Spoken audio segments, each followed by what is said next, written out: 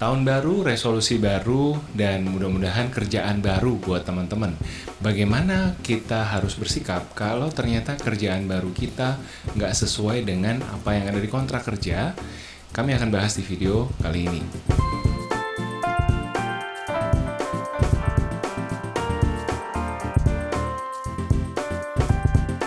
Hai guys, welcome back to our channel. Kembali lagi dengan gue Samuel dan ini istri gue Claudia. Kami pasangan suami istri kantoran dalam perjalanan memaknai financial independence. Di channel ini kalian akan temukan video-video seputar karir, keuangan, adulting, dan topik-topik menarik lainnya. Jadi kalau kalian suka dengan channel ini, jangan lupa untuk subscribe untuk dukung terus channel kami. Beberapa minggu yang lalu, Clau dapat DM dari seorang follower yang cerita tentang kondisi kerjanya. Ceritanya seperti apa kalau kurang lebih? Jadi kondisi kerja suaminya sih ya, lebih tepatnya. Suaminya ini baru pindah ke satu perusahaan. Di awal dibilangnya komisinya tuh sekian. Jadi suaminya tuh sales ya, komisinya sekian. Lalu baru beberapa minggu berjalan, tiba-tiba direvisi secara sepihak oleh ya kantor, oleh pemilik lah ya, oleh ya direktur atau pemilik. Kebijakannya berubah ya?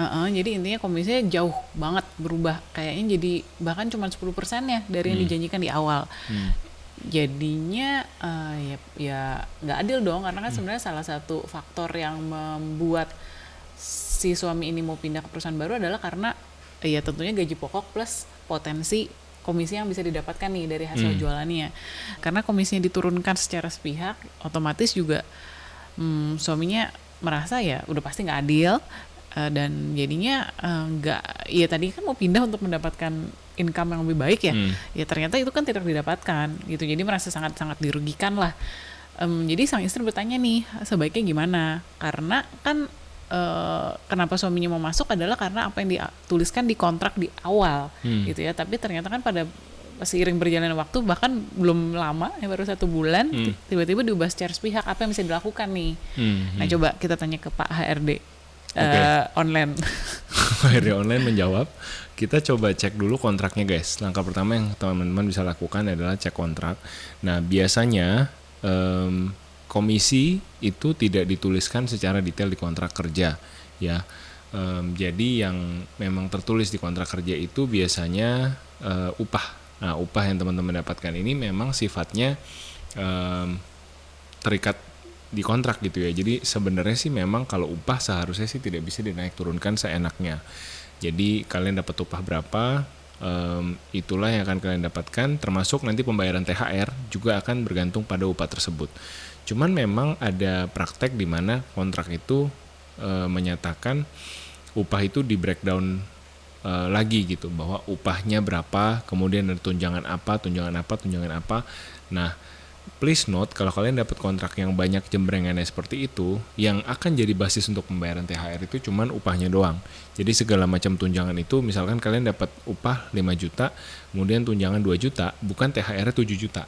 Tapi THR-nya akan 5 juta saja, karena THR itu dihitung berdasarkan basis upahnya tersebut. Berarti kalau misalkan dapat bonus pun juga pengalinya dari dikalikan ke upah betul. gitu ya. Nah, pengalinya akan dikalikan ke upah, dan dikalikan berapanya itu kan biasanya tergantung dari kebijakan perusahaan. Makanya tadi teman kita ini bilang tiba-tiba kebijakannya berubah sepihak. Nah, untuk teman-teman sales ini memang sering terjadi karena namanya perusahaan pasti kan berubah strateginya, kadang jualan bagus, kadang jualan kurang bagus, kadang ada produk baru yang mau di-push. Jadi kalau berhasil jualan produk A lebih tinggi komisi daripada produk B gitu kan misalkan. Jadi emang kalau sales incentive plan itu biasanya diputuskan setahun sekali, setahu aku sih ya, dan itu ya dari tim salesnya gitu. Mereka biasanya udah punya budget nih, gembolannya gedeannya berapa ratus juta atau berapa M untuk insentif sales. Cara baginya gimana silahkan kalian atur sendiri supaya teman-teman di bawah tuh termotivasi. Nah ini agak tricky karena sebenarnya kita nggak bisa klaim komisi atau bonus ini sebagai satu yang kita bisa dapatkan secara mutlak gitu, ngerti nggak sih? Jadi kayak itu suatu yang variabel dan tergantung dari kebijakan perusahaan yang memang itu tidak diatur oleh undang-undang juga gitu. Oke, jadi ini sebenarnya suatu loophole ya. Jadi bukan sesuatu yang bisa diputuskan di awal di kontrak terus mengikat selama dia bekerja di perusahaan itu, enggak ya. Betul. Jadi kalau upah bisa seperti itu, tidak bisa tiba-tiba diturunin gaji, itu nggak mungkin. Iya. ya itu maksudnya udah salah banget lah ya. Itu salah. Tapi kalau misalkan komisi atau persentase insentif itu masih bisa digoyang-goyang gitu ya. Betul. Sesuai dengan kondisi perusahaan atau sesuai dengan kebijakan pemilik perusahaan gitu ya. Betul. Mungkin ada juga namanya sign on bonus. Nah kalau sign on bonus ini lain lagi. Jadi kalau sign on bonus itu biasanya ditulis di dalam kontrak kerja kalian, dan itu sifatnya mengikat.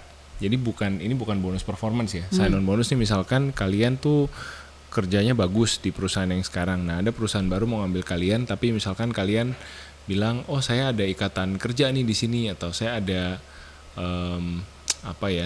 dibayarin beasiswa jadi ada bonding gitu. Orang juga bilang bonding. Nah untuk membayar si bonding ini kalian ditebus lah gitu. Oke, saya bayarin dengan sign on bonus 50 juta, 100 juta gitu. Tapi ini akan dibayarkan kapan? Biasanya juga perusahaan baru akan mengatur, dan karena ada sign on bonus itu maka kalian harus diikat kerja kontrak selama berapa tahun, itu juga ada aturannya gitu. Nah, kalau itu ceritanya lain. Tapi kalau misalkan bonus yang sifatnya variabel, komisi atau bonus performa, nah itu memang nggak dituliskan di dalam kontrak kerja biasanya. Oke deh, misalkan sekarang udah kejadian ya, mendapat ya musibah seperti itu ya, apa yang bisa dilakukan nih?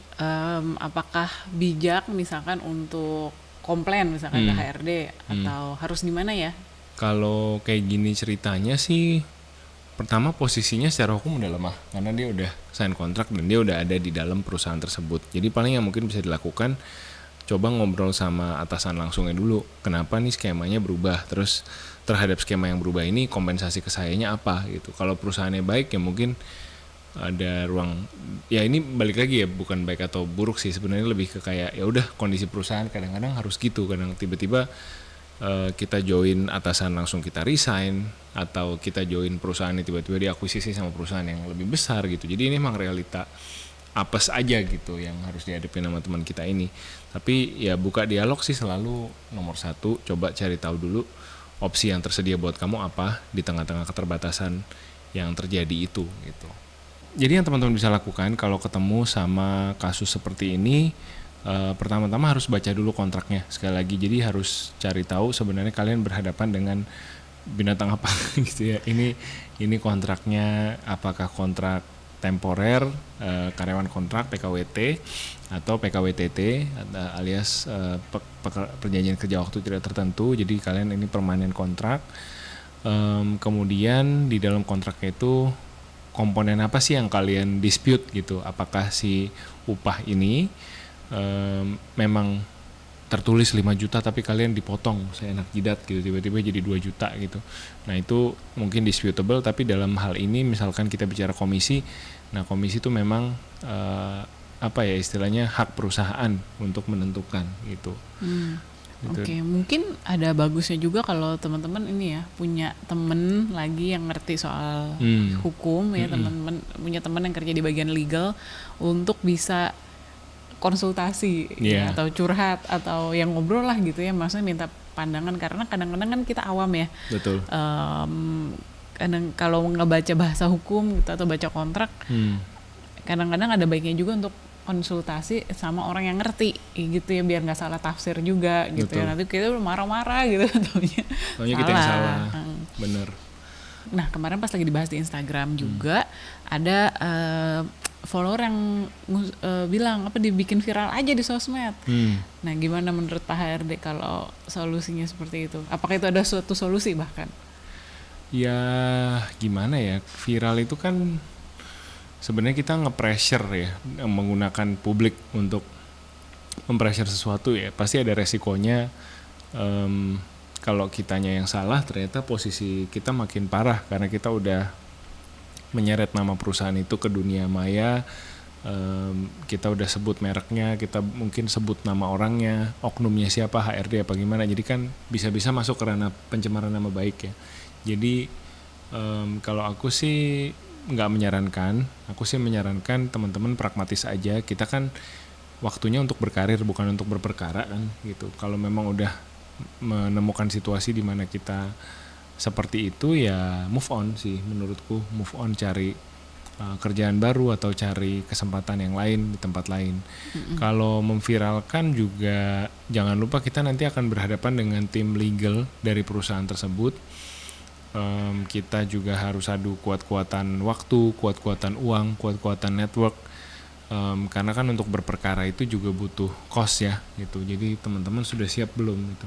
Dan harus memastikan punya posisi yang kuat dulu, karena kalau tadi seperti teman kita di awal ini ceritanya dia mempertarungkan komisi, ya komisi itu sebenarnya sesuatu yang variabel sama seperti bonus gitu. Dia mau bertarung atas dasar apa?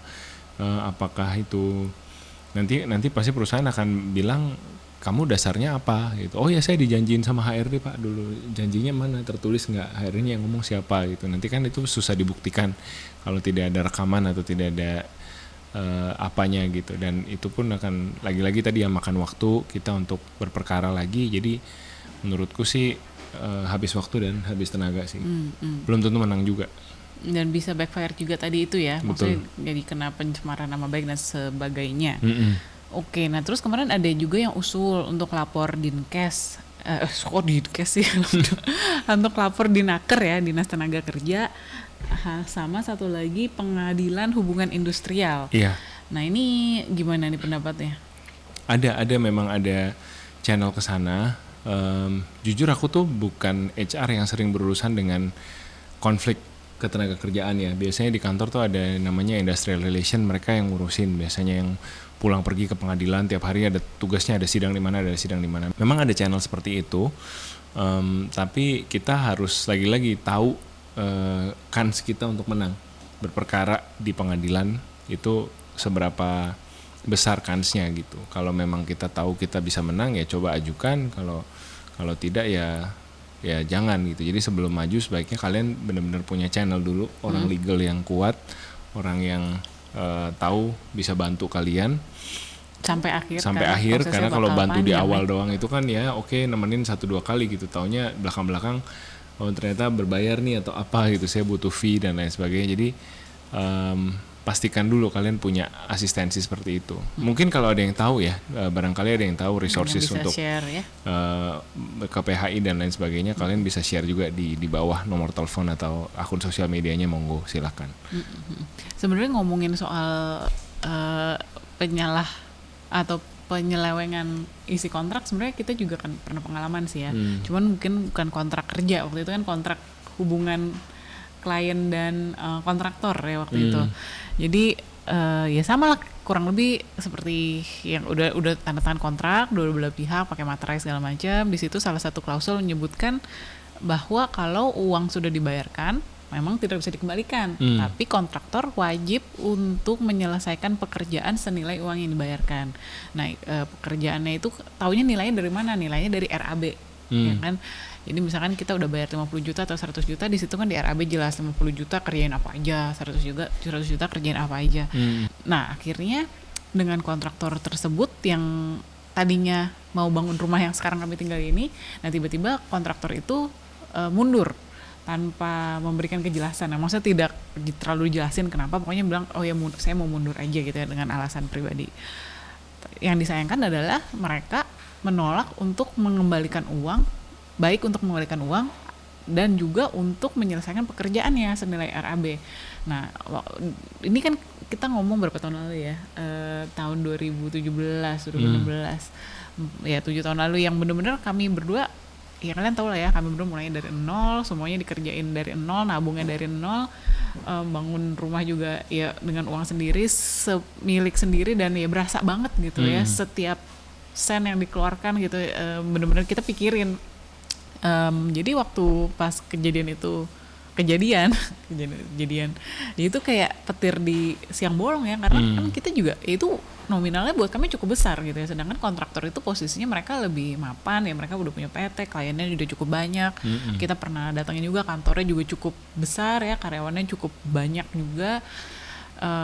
Ya udah, kami berdua waktu itu pertama-tama ya coba diskusi ya sama teman-teman yang kerja di bagian legal, maksudnya ini gimana nih, ini bener nggak sih posisinya kami, jangan-jangan kami ada salah tafsir atau sebagainya. Nah memang mereka pun bilang oh ya ini memang benar, poinnya seperti itu, kalian nggak salah, tapi ya maksudnya kalau mau sampai maju ke pengadilan pun doesn't matter di kalian kuat atau enggak, ya bisa jadi yang menang yang sebelah sana gitu ya, karena emang lebih canggih aja pengacaranya. Ya, dan cost-nya akan lebih besar daripada uang yang di ujung-ujungnya bisa jadi dispute-kan gitu. Iya, bisa jadi seperti itu. Nah, jadi waktu itu sih dari tim legal bilang udah bikin aja surat somasi. Surat somasi kan kayak surat panggilan, tapi ya formal, surat panggilan formal, tapi masih ya gratis lah gitu ya, kita coba aja untuk gertak gitu ya. Ya udah akhirnya kita coba bikin surat somasi, kasih ke sana.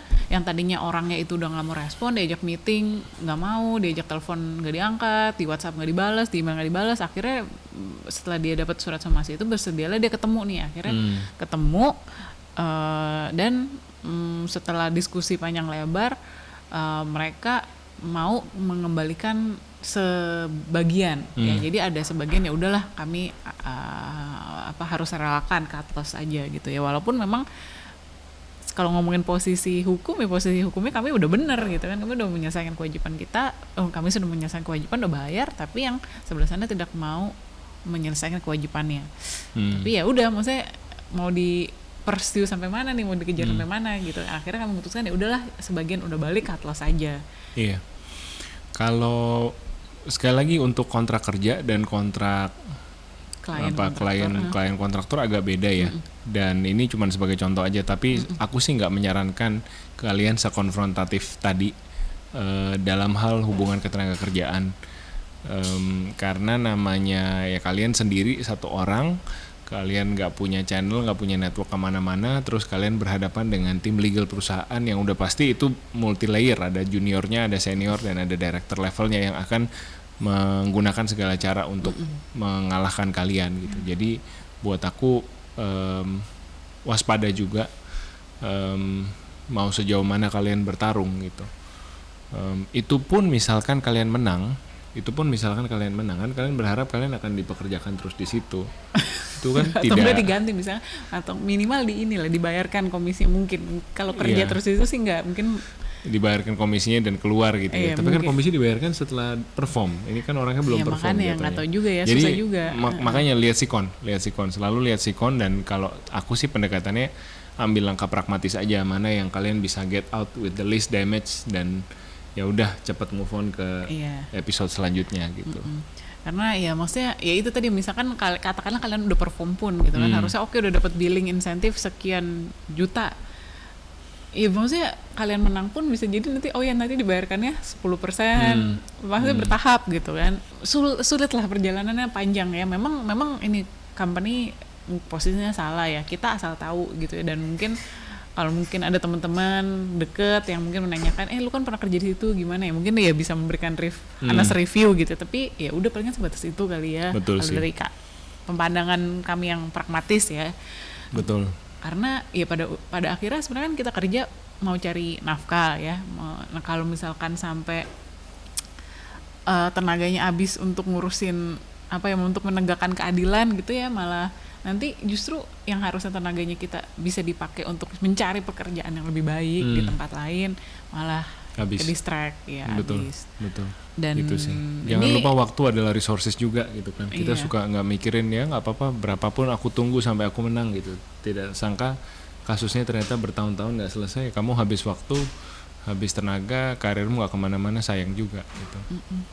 Iya, dan kadang-kadang juga ini juga soal hubungan jangka panjang ya dengan perusahaan. Maksudnya nggak tentu perusahaan yang tempat kita kerja ini sekarang sih, karena kan HRD itu biasanya saling kenal ya. HRD itu saling kenal, apalagi kalau industrinya kurang lebih sama. Misalkan nanti kalian pindah, terus ya kalian udah keburu dicap buruk ya, walaupun mungkin ya perusahaan yang salah tetap dicap buruk gitu kan. Terus HRD-nya minta rekomendasi atau minta minta referensi, ini orang troublemaker nih gitu. Itu kan yang rugi nanti kalian sendiri sebenarnya gitu sih. Oke, jadi ini mungkin bukan outcome yang kalian harapkan gitu. Mungkin Qasem dan Ciklau tadinya gimana caranya kita fight gitu ya. Kalau gue sih selalu cari yang pragmatis supaya kalian spend the least amount of time possible, dan cut loss, cepat-cepat move on gitu ya. Tapi barangkali ada yang punya pengalaman lain, please feel free untuk share juga di comment box di bawah. pengadilan hubungan industrial ini memang menarik dan ceritanya biasanya kalau dengar dari teman-teman industrial relation macam-macam, jadi please do share, kita pengen dengar kalau kalian memang punya cerita-cerita seperti ini. Kira-kira itu topik pembahasan kami minggu ini seputar kontrak kerja yang tidak sesuai. Mudah-mudahan kalian tidak pernah mengalami, tapi buat kalian yang sedang mengalami mudah-mudahan ini bisa jadi jawaban atau sekedar ya nemenin kalian lah melalui prosesnya. Thank you so much for watching. Masih awal tahun baru ya, tetap semangat ya, semoga hal-hal terbaik terjadi buat kita di 2024 ini. Amin. Take care and see you guys next week. Bye bye.